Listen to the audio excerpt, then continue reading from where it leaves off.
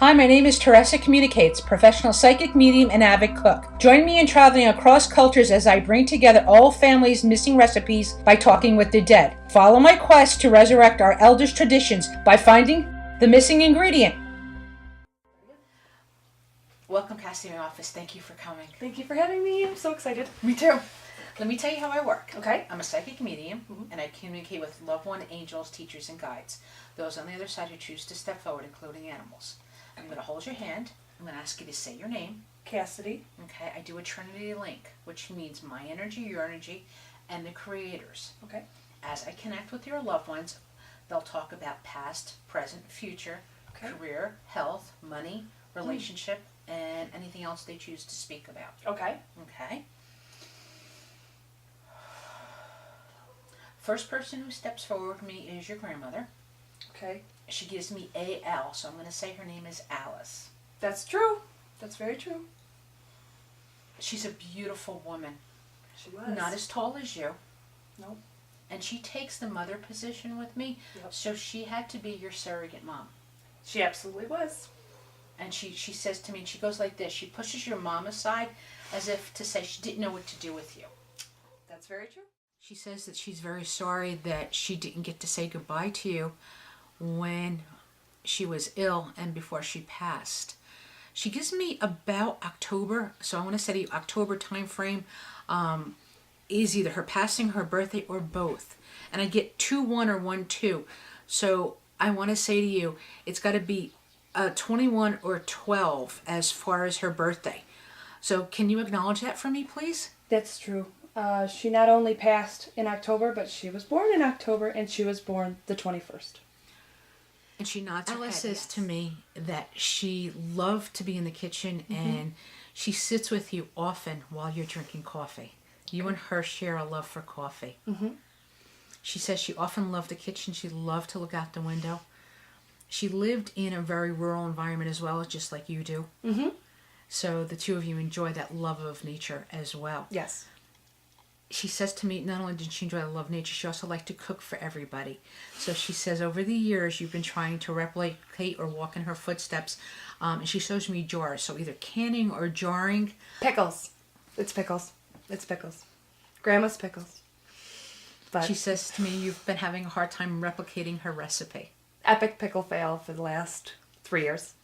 And we've tried everything. She says to me, you're doing a really great job. You're just missing some ingredients. I would love to come to your house, have her tell me the missing ingredients, and we can replicate her recipe to make her pickles. I would love that. Would you really? I would love to come to your house to do that. All right.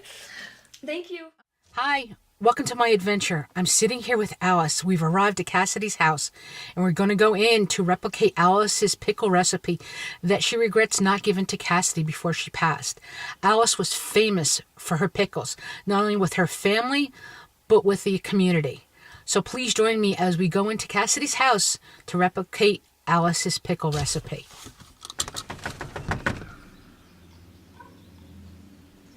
Hi, Teresa. Hi, Cassidy. It's so great to see you. Give me a hug. Ooh. Come on in. I will. Alice is here, and she's telling me everything here is absolutely correct. Okay.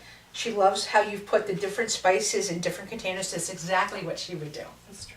She laid out all the spices, and she loves these antique china. She had a lot of china. Yes. Not a lot of matching pieces, she says to me, but a lot of china. In the same way. I brought these out to show you, actually. These are the last 3 years of mistakes.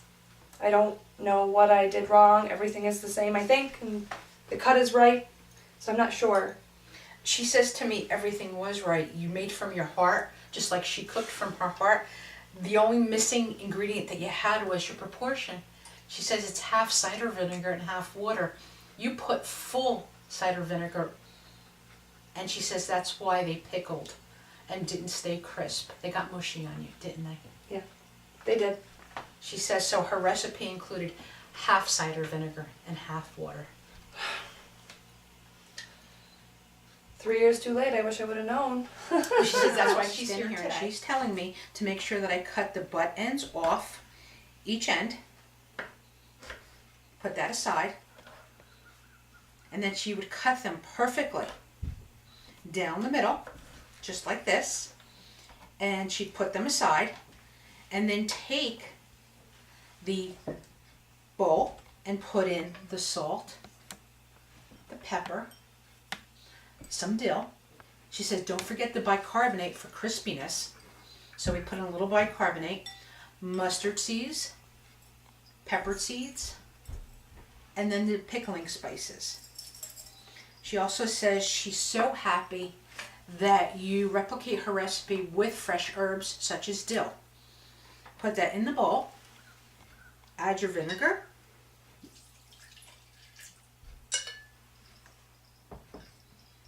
add your water in equal proportions,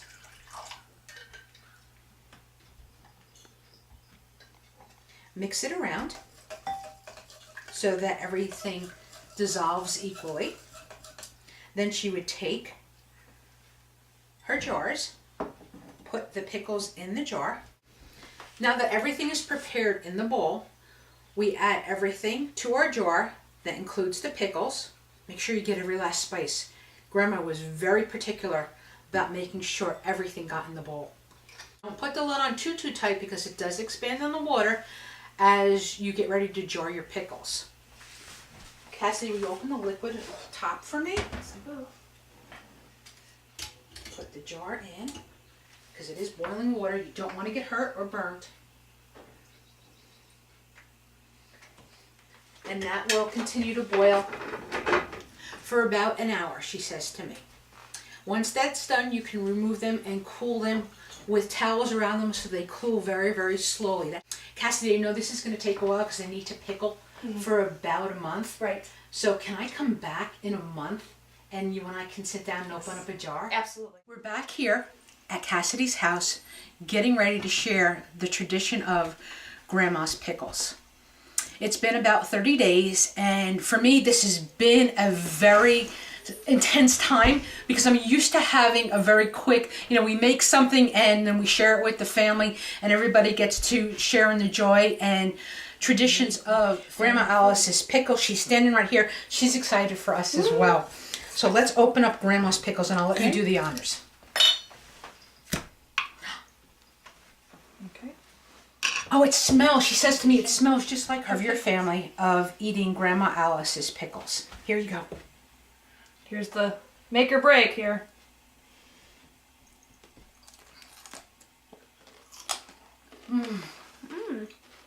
Do they taste like Grandma Alice's pickles? Yes, they do.